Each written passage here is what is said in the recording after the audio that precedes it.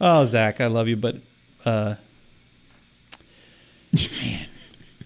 you're gonna go through a lot of umbrellas in life. A lot of umbrellas. Well, how many umbrellas must a man give away? So it's such an interesting like difference of personality because like he's walking through the park, and I don't know, maybe he'd been scanning for like just the right person, just like the worthy person.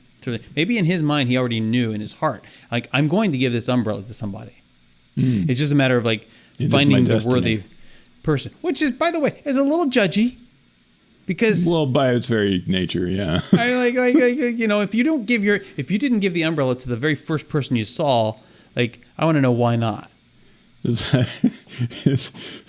Why are they worthy? One of the knights that tried to pull Excalibur out of the stone and they weren't able to do it, and they're like, "Well, that was a little judgy." right. Am I not good enough? And here comes Arthur, and he's like, with one hand, he's like, it's like, yeah, this guy. Yeah. Okay, Arthur, sure. What do I have that guy has that I don't have? Guinevere. Well, after the sword, though, he didn't come. Oh, that's true. That's true. She wasn't on the table until he pulled that sword out. You said it. So I have to assume that, I mean, maybe not. Maybe it just struck him. Like maybe it was like he hadn't thought about it until he saw this person in need and assumed like, oh, they need an umbrella. Going to give them my umbrella. Right? It's more important for them to have the umbrella than for me to have the umbrella. And there you go. Right? I mean, they weren't doing a live show, I don't think, but that's a different story. And I'm walking through, my experience of walking through Epcot, not necessarily in this situation, but in a situation where I like wouldn't have to be live and carrying a gimbal, I'm just carrying an umbrella, is thinking how much better prepared I was than all of these other people.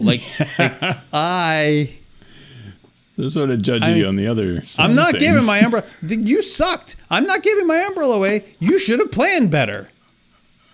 I brought an umbrella. This isn't just something. This is a giant umbrella. I don't just walk around with this thing. I brought it because it might rain. I don't know. There's this thing called the Weather Channel. You may want to look into it. Like, this from the guy that got stuck at the front of the park. So it was raining. Yeah, I didn't know about the wind. The wind was new. Weather Channel was suspiciously silent on the subject of wind. It really was. It really was, and it was, yeah. Ooh, it was bad. It was bad. It was the worst. Bad. It was bad. It was bad. At one point, I was like, I don't know what I'm going to do. And I did think to myself, I may actually end up having to see if I can take a bus back to the resort. Because I know they do that. Yeah. Right. It's weird to do that, but. Yeah, you can get a bus to Boardwalk from the front of Epcot? Okay. I'm pretty sure. Hadn't really thought of it before, but... I don't know. I mean, worst case, I'm just going to leave my car and I'll just have, I can call Michelle and she can come get me or something. But or I can call Zach or something. Yeah. But I probably would Uber, actually, is what I would probably end up doing. Because I wouldn't want Michelle to come. I wouldn't actually want anybody to come out. It was dangerous. Driving in that, I mean, walking in it sucked too much. Uber dangerous. But Zach got there. Zach got. Okay, so here's a little paranoid Jason brain kicking in. Zach got to me so fast that it almost makes me wonder whether he was already there. I know. It's because the rain was coming down so hard. The roads were like so overwhelmed. They had closed some parts of the road that you would have to drive relatively slow to get to that spot. And to get surely not just most of the traffic is going away from the park though, than going toward. But think about those roads, Fickett Road and Reams Road and Grand Floridian Boulevard and all around that construction area around the Magic Kingdom parking area. Then World Drive is a mess. All these roads are a mess. Yeah, true. And so you have to go real slow, and then to park at the boardwalk. To come from the parking lot into the boardwalk, around the boardwalk, back through International Gateway, security, tap in, then fight. You're like swimming upstream because all the people who are leaving the park, leaving that way, you're kind of having to get all the way through World Showcase around to Future World, and then around the giant walls before you even get to the entrance plaza. Like that's long. How do you do that? How do you do that fast? I don't know. It's like Superman. It's like Superman. Yeah. Remember when Margot Kidder is as Lois Lane, she says, you always just seem to be there. Like Superman always just seems to be there. Like, and you're also here. I think you're Superman. Oh, come on. Don't be ridiculous, Lois. Right, yeah. And then he drops his glasses in the fireplace. And yeah. He wanted to get found out. Of course he did. And then he has that awkward moment where he's like glasses. Where he's like thinking about, I think I can save this.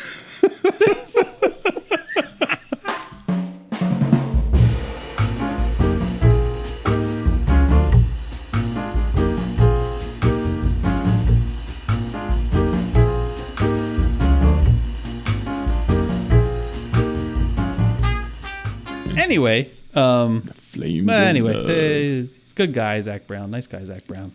Absolutely nice guy, Zach Brown. Just be careful, man, because you got a lot more years left in you, God willing, and you're gonna need more umbrella money. Oh, Scott, yeah, you're gonna. Dang do-gooders. Oof. So that was that. What have you had going on? Anything interesting or fun or? It's been pretty controversial. Or? It's been pretty quiet. Lake Wobegon. It's been quiet. It's been pretty quiet in Lake Wobegon. I put out a show about a possum. That's was a right. long time coming. That's right. And how did you feel? I think it was a success. I don't think that the live premiere was. I should have planned better on that. Wait, how so? Like I should have had more to say. I think I was just kind of like, hey, it's here's awkward, the thing, right? It's so that awkward. was the thing. Bye. And you're just thinking to yourself, God, I just want this to end now. Please. Yeah. And I've been live on the air a million times, but like in the context of a radio station, that's different. You have songs to back announce. You've got songs to forward announce. You've got a news segment thing you can throw in there, or a weather report or something like that. And then even at the end of the broadcast and the end of your shift, you can still forward announce the songs that are coming after you leave. Yep. And you know when you're going to be back on, so you can mention that too. Hey, I'm going to be back next week, blah, blah, blah, And none of that exists in this case. It's just, I'm here to play this one video, and then I'm going to bugger off.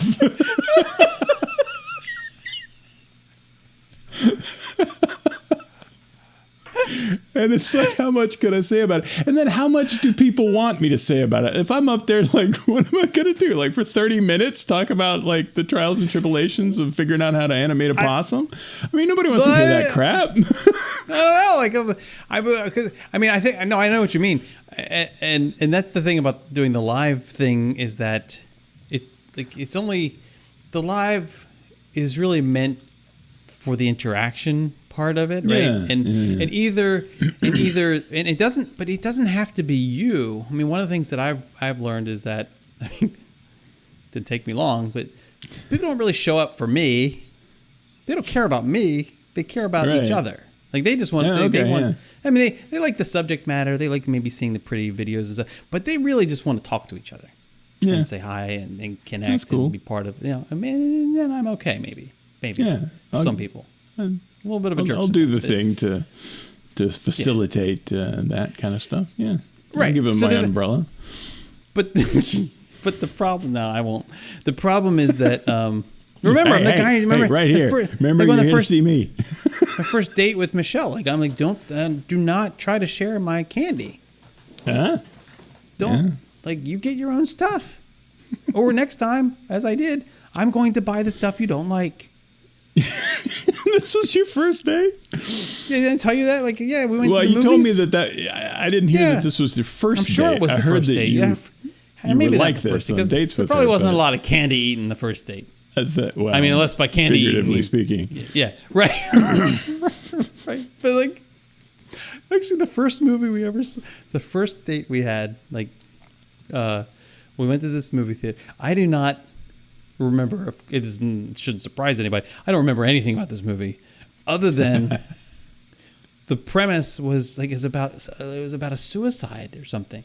Like, it was terribly depressing. I have no idea why. Requiem for a Dream is. I have no idea.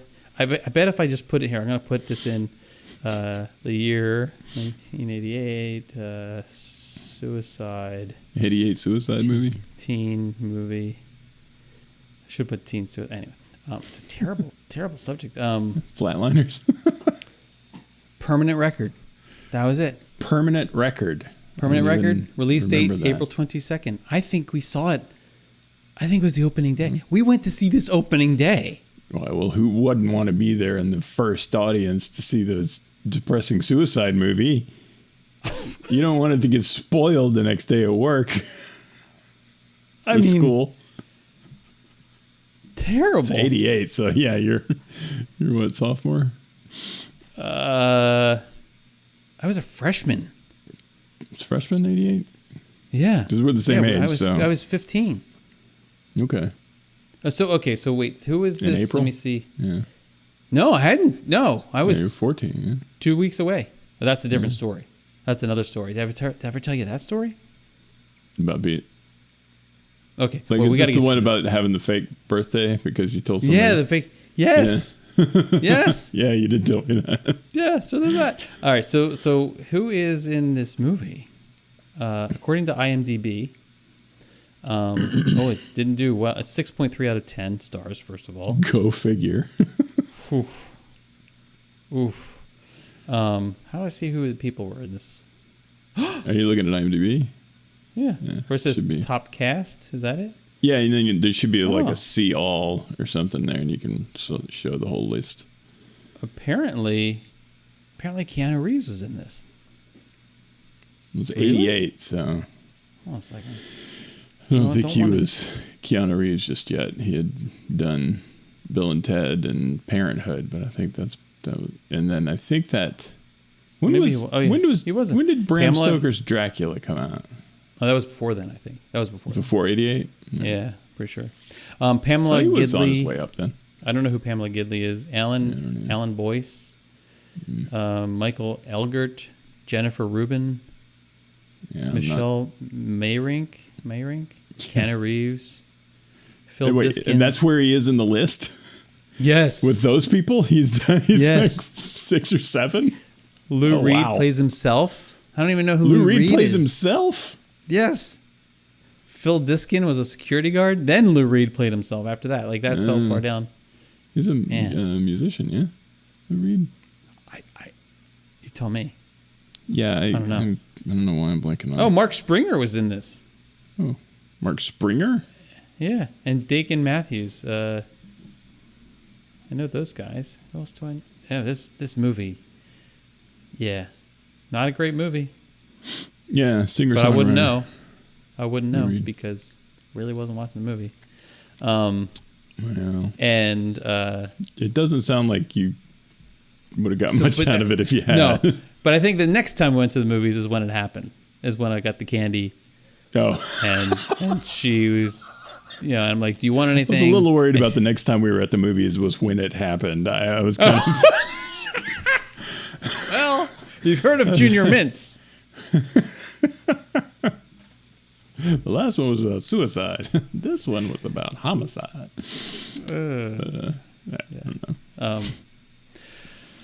So, what the heck was it? Well, like you were doing a live, and Yeah, and I was saying how you want to Yeah, you want people show up and they want to talk to each other. Yeah, that's great. And then that's cool. But I realized what I realized, and this is where I knew. This is where I was like, oh no, because I wanted to. I also like to participate and try to get like conversation going and stuff. But then I realized like no one is going to talk. No one is. We're kind of in class here. Like because, right. Yeah. Like, the subject matter is it's interesting, and I'm compelled to listen and watch, which is unusual. I'm not used to people. Most people aren't interested in whatever I'm talking about. They're just talking to each other. So this is a new experience for me, and I'm thinking, oh, everyone like I want to watch this. I'm like want to listen. Right. And now I don't want to distract anybody.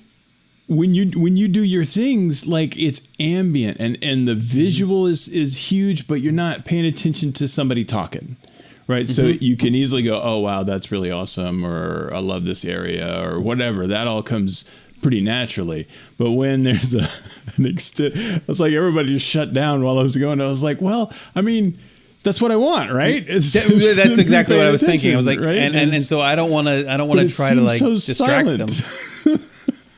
Because what are you going to do? And then, but if the numbers weren't dropping off. You weren't losing people. No, it seemed to do okay, and everybody seemed to like it. And I thought, and on YouTube, how's it doing on YouTube? Did you put it on YouTube? I did. It's up on YouTube. It's doing okay. Okay. I need to get into like figuring out how to word descriptions and things like that, because I think the tags and things and stuff. Yeah, all of that stuff. Because I want to, bring in folks that are looking for.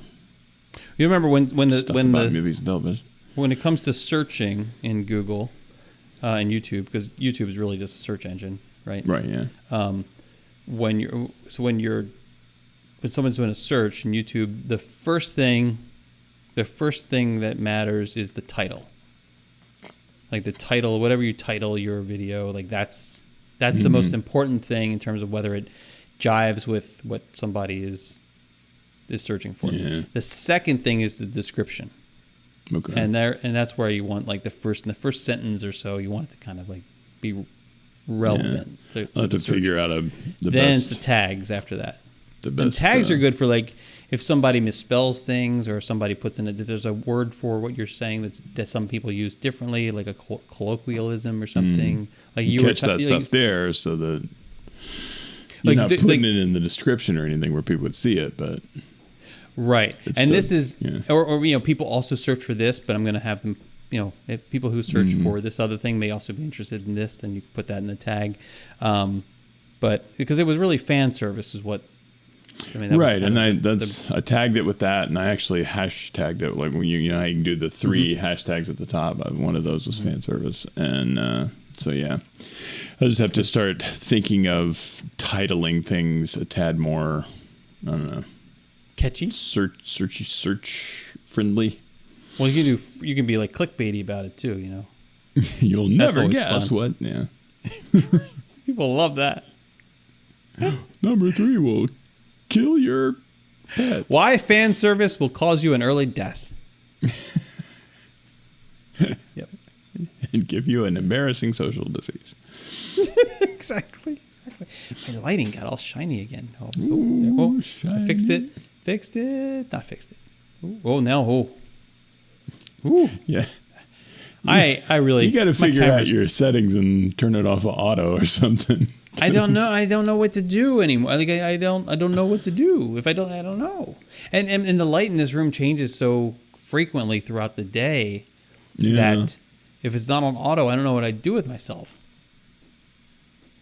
I don't know what to do. I shouldn't have nice things. I shouldn't have expensive like this camera. I'm not worthy of this camera. I have it because this is the camera that Colin and Carlos suggested I get, and so I got it. And now what? It's like, oh, what kind of car should I get? Oh, you should get a Lamborghini. Okay. Right. And now I'm like, where do I can't even see out of the back of this thing. I can't even get out. And I certainly don't drive it at the recommended 400 miles an hour every so often to keep the gunk burned out of it or whatever.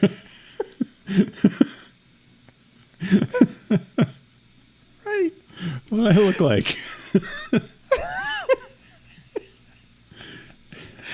Exactly. Maybe they'll let me run it around the airport or something. Or probably the more appropriate comparison would be, I get a Jeep, and then I tried to go off-roading, Right. just because I have a Jeep. Right. Yeah. Apparently, I'm supposed to go off-roading. And so now I'm off-roading, and now I'm breaking things. You're like, sir, would you kindly get off of the median, please?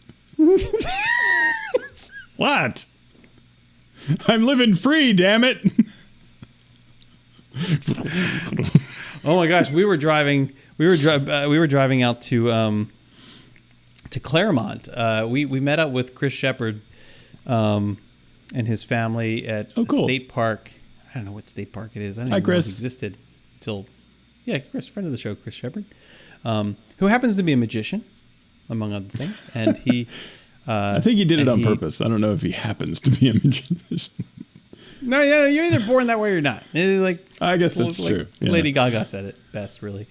And he so we get together with them at this beach at the state park in Claremont, and he's doing some magic and stuff. But on the way there, we're on this road.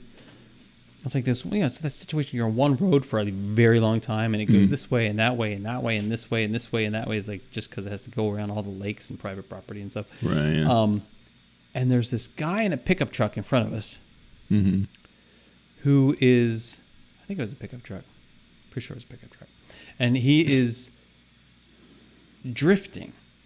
Like drifting, and these are single lane roads. And so, like two-way traffic, though. And and he is drifting and sometimes crossing the double yellows. And then coming back. And then sometimes going off the median into the dirt, which apparently is a really popular thing in Florida. Like, have you seen how many tracks there are in the dirt, like, off the road? Like, how many cars just apparently leave the road here? I don't know if it's because they lack a shoulder in so many places or what, but, like, I don't remember living in. I mean, I've lived in a lot of different places. I've never seen this many like tire marks just off the side of the road as you get here. I don't know what it is. Anyway, Florida. This guy he's kind of weaving and drifting, and he kind of like stabilizes himself, and then he'll like drift again and and then comes back. But he's having some near misses. Yikes! And I can't imagine. And so I'm backing. I just back. Yeah. Because I'm like, when this guy goes, you don't want to be anywhere near him.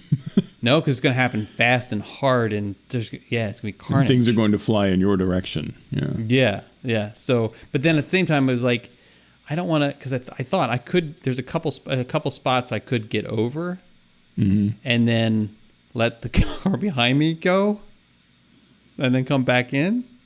But then I thought, even I'm not that bad. Like I thought to myself, I think if I had the kids in the car, like I would have probably done it. Yeah, it's just me. Yeah, you handle this. And I'm like, yeah, I don't want to. I can't live with that. Like if something bad happens, and then that person who I let in front of me ends up involved, and because I let them, I can't do that. So I kept going, but I kind of gave him a lot of distance, and he kept weaving. I said to Michelle, I said, like at the first time he did it, I thought to myself, I said to Michelle, he's either drunk or he's on the phone. Like he's just like distracted, like not paying attention. But it happened so many times, and he would like correct it. Like he noticed it was happening. Right. It so many times for falling asleep or something. Well, that's what I said. Maybe he's drunk or falling asleep. Like I don't know what's going on, but it's 2:00 in the afternoon, or 3:00 in the afternoon. Like what's so? We finally get to this intersection where he's turning right, and so we're able to get up next to him. And I look over, like I'm gonna get like, are you? and he's got his phone in his hand. He's doing the whole phone in the hand thing. Doesn't have it like up to his ear. Right. He's like cold, and I think he's like probably like maybe he's FaceTiming or something. I don't know. But why? What are you doing? Oh man! Like why? You just kill people. You're on the phone. That is ridiculous. You're not supposed to answer the phone. No. What are you doing? What are you doing? You're like, you don't do that. Anyway. Yeah. But I think, I don't know, this is I don't know what made me think of this. I think the Jeep and the Claremont and the you're talking about the pickup trucks. The pickup truck. You're talking. You said something about a truck. Yeah, I went. Let's backtrack. I talked about the Lamborghini, and then said not a Lamborghini. It's like a Jeep. And then you said, and then we talked about off-roading. Let's go off-roading. And you said, "Oh, sir, get off the median." And then when I thought I would get off the median, I thought about this guy. That's all I got there. Okay. God, thank God I can sleep now. I can't. I don't know about you, but if something like that happens and I can't figure out like what made me think of it, I I'm can't glad rest. that people get to see this kind of stuff firsthand on this show. So it's one thing to talk about sticking toilet paper in the peephole.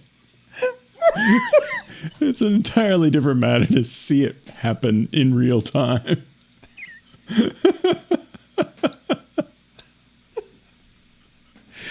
You're welcome. That's, yeah.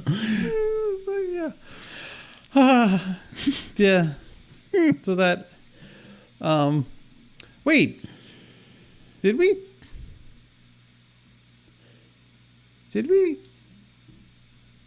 we talk about the peanut butter? I think you mentioned the peanut butter last show. No, this was you. Me? Yeah. Okay, maybe not. You sent me a pin. Oh, yes. The peanut butter paradox. And now we never talked about it.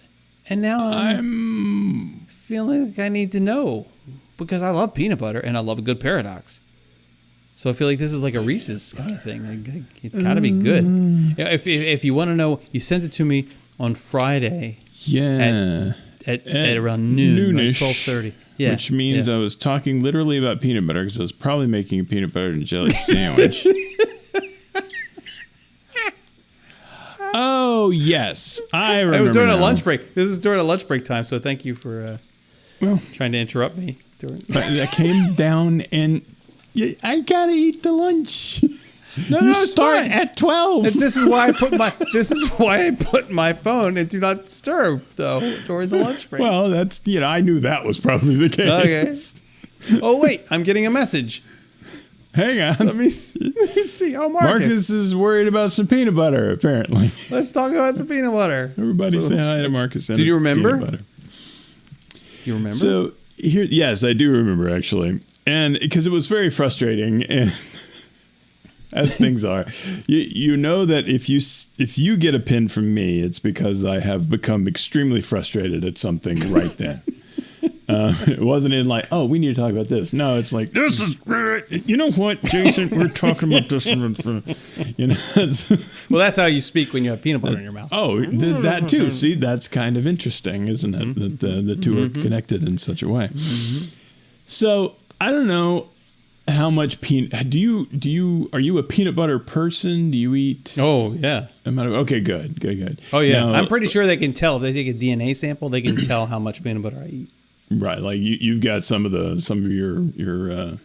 nucleotides or whatever are without a doubt. You have G, C, T, A, T, C, PB. PB. Interesting. PB, yes. But so. You probably have noticed this then, is that when over the life cycle of a jar of peanut butter, from the moment you open it up and you strangely can't get the top off because the little safety disc they glue onto the front is a little too wide, and so it catches the top off, and then you pull that off and you've got the just wonderfully pristine thing of with that little bit of like the top. Like a little swirl. Right, where the nozzle. Swirl. Oh, I love that. Pulled off. Yeah. And then that first sort of virgin peanut butter. The swoop with the knife that first time, fantastic. Between that and you finally give up on the jar. Oh, what a sad day too. It is a sad week. That's a sad week, really, leading up to that. That's kind of my point, is that it seems like the amount of time you spend salvaging some peanut butter by like scraping the sides, and then like I don't know how big a jar of peanut butter you get at a single time, but it's pretty big. But I'm like almost the entire knife is in the jar trying to get to the bottom. You got your wrist. You're like up to your wrist. You got like peanut butter on the side of your hands now. Exactly. Exactly. The amount of peanut butter on my knuckles. I gotta wash my knuckles. And you smell like peanuts for the rest of the day. That doesn't matter. Yeah, your dog knows. You're like, I know you had peanut butter, dude. I know you didn't give me any. It was like I smell it on your knuckles. But the amount of time in like calendar days, like not just like the amount of man hours you're putting into this, but I mean the period of time is like 2 weeks, it seems like, that you're scraping and pull. There's enough in there that you don't feel like you should be throwing the jar away yet. But getting peanut butter out of there is the biggest pain in the butt ever. And it's almost like the times you are relatively effortlessly able to get peanut butter out of the jar is like only a third of the lifetime of that jar. And somehow you are spending 2/3 of the life cycle of this jar in that pathetic, scrapey. Wait, how small are your jars? Like, do you buy they're like tiny big. little They're jars? big jars. I mean, how much? We're talking percentages here, right? It's. I don't spend as much time like easily getting peanut butter out of the jar as I do having it be a pain in the butt where I'm scraping and pulling and like you try to scoop it and then it falls off as you're trying to pull the knife out. I know exactly. Yes, and it's like you're playing a bizarre reverse operation or something where you're going to pull through. Maybe it's it's not reverse operation, it's real operation because you've got the thing. It's like real operation, but it's not in the sense that it's neither an operation in the game or a real operation. If you touch the edges, you have a handful of peanut butter now, but it's not on your sandwich. And how much of a like freak do you feel like wiping peanut butter off of your hand onto your sandwich? That's no good. You can't do that unless it's the first. Unless it's the first time anything like if it's virgin bread, then you could do that, but only in a desperate attempt to salvage. Like that's a situation where there may not be enough peanut butter to cover this bread, right? And I don't have another jar, so I'm using the knuckle butter. Yeah, like it's at this point, this bread's getting the back of my hand. Like it's there. Yeah, or that, or I'm putting the jelly on my wrist. I know, like it's like doing tequila shots. You know, where you do the tequila and you in the lime and the thing. And I don't really know how that's done, but I know there's salt and lime and tequila. That's I don't either. Okay. But you snort the salt and you sprinkle the lime juice on the tequila or something. I don't know. Megan will know. But it's just I was like that day. I was doing the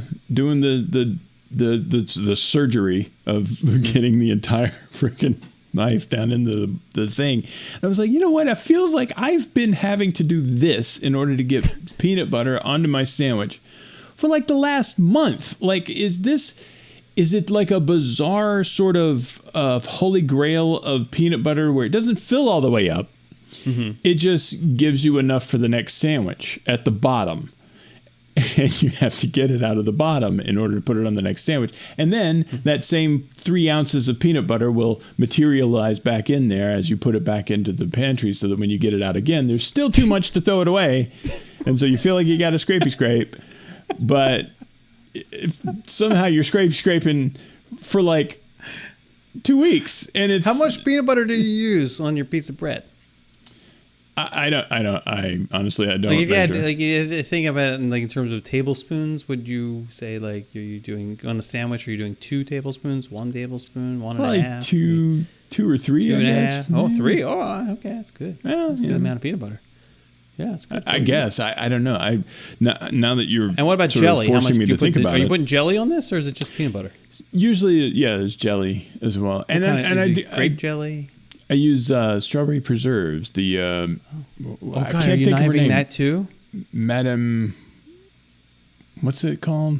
It's the kind that you get, and it's got the sort of gingham top, and it's got sort of a scripty writing on it, and it seems like it's Madame somebody's. I like the orange, what do they call it? Is it a marmalade?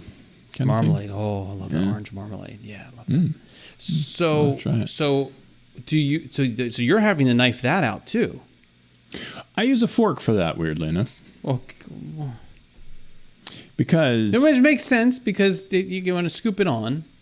Right, and then I like to chop it up. Like, the thing I always have a problem with when it comes to jellies is you're chopping your jelly up? Well, yeah, because jellies are...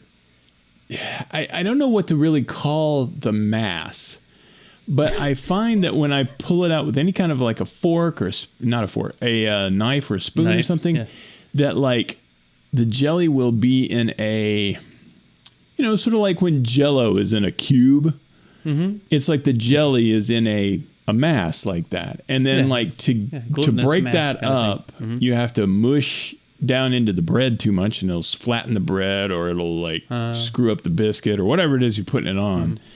And so I figure if I use the tines of the fork to kind of chop it up in the jar before I pull it out, then it spreads a lot more smoothly and all of that. And I find that I need those tines to kind of act as a sort of, I don't know, blender or chopper upper. And so that's what I use for that. And jars of jelly don't tend to, well, at least with those, like I've seen that, like that Welch's Concord grape jelly stuff will come in a Sam's. That's the giant thing. Henry gets the grape jelly when it's like a squeezy thing. Oh yeah, okay. And that's kind of nice because then you can you kind of just squeeze it out on your bread. Like, is that does it squeeze out in a flat ribbon kind of thing? Yeah, that's really cool. Yeah. That's a good idea. Whoever did that. I do like the preserves. I like the little chunks of actual strawberry in there. That's yummy. Okay. I like the chunks of strawberry and the peanut butter sandwich. I don't know. I feel like that's. I don't know. I feel like being a peanut butter and jelly purist over here. Well, it's got to be grape only. It doesn't have to be. You can mix it up. And even some seeded jellies. I think it's fine. Preserves are fine. I just feel like you're getting far away from the intended. Now it's like putting lobster in the mac and cheese. It's like, really? Are we doing that? Really? Why? It's in the jelly. I don't think that I'm like I know Downton Abbeying up my peanut butter and jelly sandwich. Are you toasting your bread, or is this?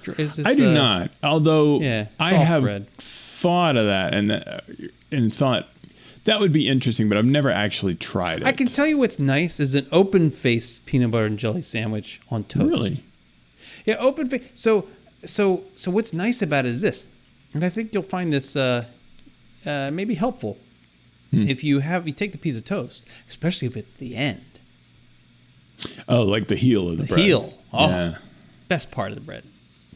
I like it too. My grandfather used to tell me that when I was a kid, I should eat the heel because the heel is the most nutritious because that's the most crust. That's what I always heard too. Right, which is a dirty lie. Total lie. Total lie. That part is bread too. It's the same bread that's in the inside. Crust. If anything, crust is actually worse for you because that's where the butter tends to, anyway. So if you make it with butter, but it's just bread. It's just bread that's a little more cooked than the inside of the bread. Anyway. Right. So it's the sear on the bread. It's the sear on the bread. Yeah. It has nothing to do with the nutrition, but thank you for getting me to eat the crust, Granddad. Right. So if you get that piece, what's nice about that is that it has more structural integrity to it, the heel, right? Yeah. Yeah. And when you toast it, it gets a little bit of a concave shape to it. That's true. Yeah. So, which is important when you put peanut butter on toasted bread, especially if it's just fresh out of the toaster or toaster oven. Mm-hmm. That peanut butter is going to almost liquefy, melt a bit. Yeah. Mm-hmm. Yeah. And so now it becomes kind of much more spreadable. It's like spreading, butter on that's been warmed or you can spread it more easily. Same with the peanut butter, and you get the jelly, and now the jelly you can kind of do this like Justin Pollock kind of thing. You can like really just yeah. Okay. And mix it all together. About that. Yeah, and then you eat, and you can eat that, and that's lovely. That's a nice but eat it. That has to be done open face. I feel like if you try to do problem with toast as a sandwich, like as a closed sandwich, is that you're gonna mess up the roof of your mouth. I don't care what toast I don't care what kind of bread you're using. Certainly, some breads are safer than others, but you're in Captain Crunch land. I was about quickly. to say you're gonna crunch yourself. Don't do that. Yeah, if you're gonna I do like a good toasted tuna fish sandwich, for example, or something. I think grilled cheese may be the only thing that's okay to do that with because you can't not with a grilled. No, but it's also more. You don't want the thick stuff it's gonna you want.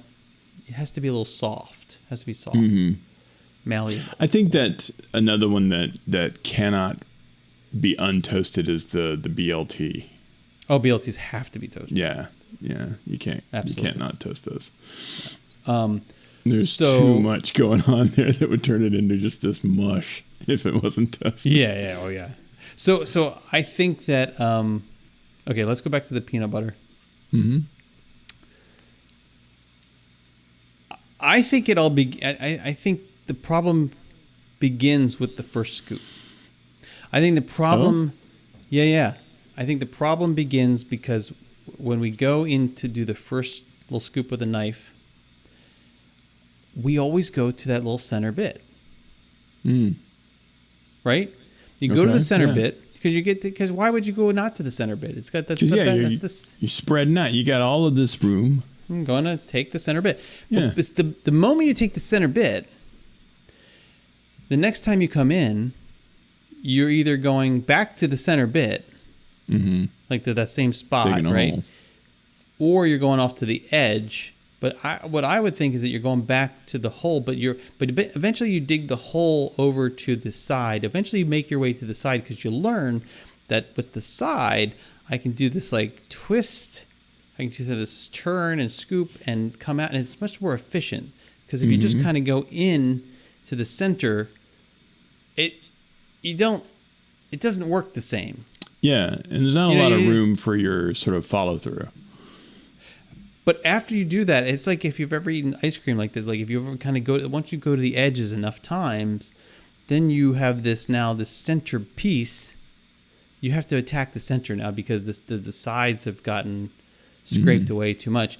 And once you go to that center at that point, the stability is all over the place. There's no integrity there's no good foundation there, and it's going to tip. It's going to topple. The tower is going to topple the tower, and now I think that at that point that's when you're at the beginning of the end, because the moment that you have scraped away the sides enough that you have to go back to the middle shifts, falls to the side. Now you're in chaos. Yeah, and now you're in the mid. This is like the middle game. This is like okay. The center is collapsed. Yeah. Now it's that you had the new car and it was great and had the new car smell and all the things, and now you've had it for a year. And it still smells nice, but it's not quite the same. The tires aren't nearly as shiny. You've got fingerprints on the window. You're never getting them off. You're still smelling the McDonald's from 2 weeks ago. Yeah. But that's because it's because it's under the seat. You thought you got it all, but you didn't. There's that one fry. It's been really hot. That's under. That's that one fry that rolled under there. Yeah. You had Jason in the back seat. Anyway, I feel like maybe we need an experiment. What I think would be helpful is do you have a peanut butter and jelly sandwich every day? Not every day, but a lot of days, because it's just quick and easy. So, because I think it would be helpful if you could maybe keep a little piece of paper and chart like peanut butter journal. Yeah, be a peanut butter journal. Yeah, like a PBJ. Like count. It wouldn't be like day 1, day 2 because you're not always accessing it every day. But I think it would be scoop. This is like event 1, event 2, or something. Yeah. Yeah. And what I would want to know is if you could just give it a simple, like maybe it's like this still feels new, and then whatever the code would be for that, and then the next one, the next category would be like this is now a experienced jar of peanut butter. This is I feel like it's still got plenty in there, but it's no longer a brand new jar of peanut butter. Right. Yeah. Like whenever that moment happens, I would want to know like when that happens and how long that feels that way. Mm-hmm. And so the third category would be I'm beginning to see the end of this story. Like this is like that moment where you think to yourself, oh, like I'm gonna. You haven't put it on the grocery list yet, but it's right in your mind that I need to remember. Mm-hmm.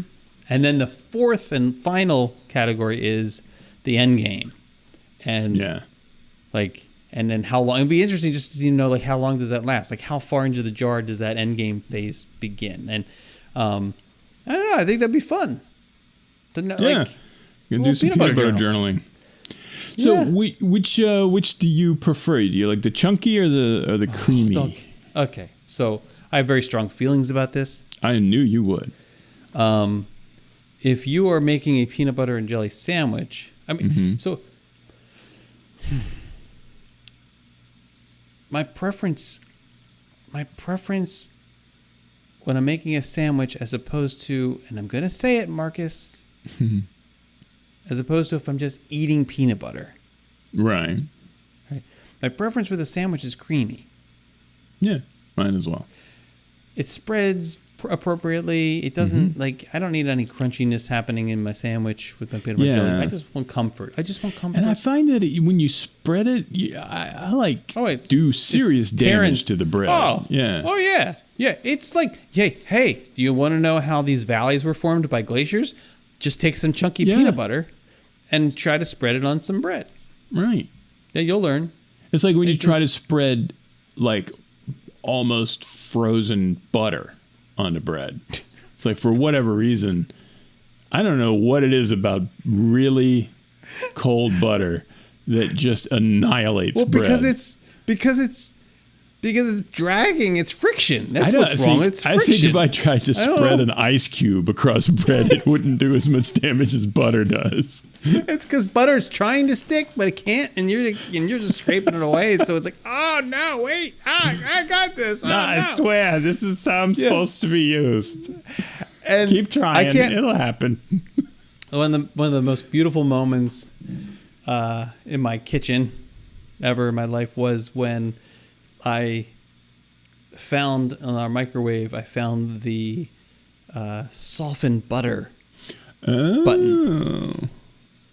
Yeah, it's in the soften/melt category, and you can just there's also an ice cream salt. You can put a pint of ice cream in the microwave, and you put the salt. You use the soften feature, and you select ice cream pint. And let it go, and it does like 15 seconds of something, not full power, obviously, and you bring it out, and it's like, and it has that like, oh, it's just I can eat this. It's not warm, it's not melted, it's perfectly fine, but I actually can put my spoon into it. Yeah, the spoon doesn't drop into it. There's still resistance a little bit. But this isn't a milkshake. This is nice. It's nice. Butter's the same way. So now it's like it's such a luxury to be able to. And I kind of dig it. Like it feels like it's a superpower because, like, oh, you want some butter? Let me warm that up for you. Yeah. We have a special 68 degree. Warm the butter. Let me warm the butter because that's how it's supposed to be. Refrigerator. And then it goes on so nice. Mm-hmm. Oh, it's so. See, now that's great. That's like. It's night and day. Like if you're trying to do the really cold butter, it's a nightmare. You cinnamon just toast. wish the meal was over and you could go and hide in your room. But if you have like nice softened butter, spreading it on bread is like a pleasure. You like even if you're not eating the bread, like spreading it is pleasant enough that you would do that just as an activity. Right. Cinnamon toast. That's when I. That's when I'm making cinnamon toast for the kids. That's when I notice it the most. Like you got to warm the butter. You got to warm the butter. Oh man, You got to warm the butter. I don't know what it is about cinnamon toast, but I could. Do you like some cinnamon toast? Oh man, I love it. It's good stuff, right? Cinnamon in general. Just you put cinnamon on just about anything, and I'm like, enhanced. I've heard that about her. A dish cinnamoned is a dish enhanced. But which cinnamon? Yeah, the Pikachu, or is it the other stuff? It's some one of those cinnamons. I still don't know that I'm using the right one. Yeah, I don't know if it's good. If you're liking it, hey, maybe you're a Pikachu fan. I don't know. Like I feel like which cinnamon I like the most. That's a good point. Like have some sort of a cinnamon flight or something where you'll be able to compare them. They should have that. They should have artisanal cinnamon stores. Dude, surely they've got because, like some kind of a spicery. Yeah, but that's gonna. So I did this to Michelle the other day. I said, and I'm sure she loves these little experiments. I said, okay, close your eyes. Especially when you do that, just out of the blue. Close your eyes. I need you to smell something. Okay, smell this. Like, okay, what do you smell? It's like, it's not such and such. I'm like, just tell me how do you not know what this is? Well, her eyes are closed for one. How do you just smell it? How do you not? It smells like cinnamon. I don't. Yes, cinnamon. And then she opens. Don't open your eyes. It's not over yet.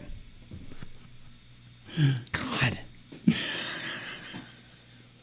Now I know how the Pepsi Challenge people must have felt organizing that whole thing. So then, okay, keep your eyes closed. No. What do you smell now? Like, I don't know. It's kind of smells like cinnamon. Like, ha-ha! But then I realized, like, she's not as impressed. That they were both cinnamon? Yes. Well, because they're different. The one is the one cinnamon. One's the Pikachu and the other one's the the cinnamon. And they genuinely smell different, but they genuinely smell like cinnamon. How weird is that? That's what I'm telling you. That's what I'm saying. It's the weirdest thing in the world. And yet, they smell completely different. Yes. That's the problem. That's the conundrum. So if you introduce yet another cinnamon, I don't know what I'd do.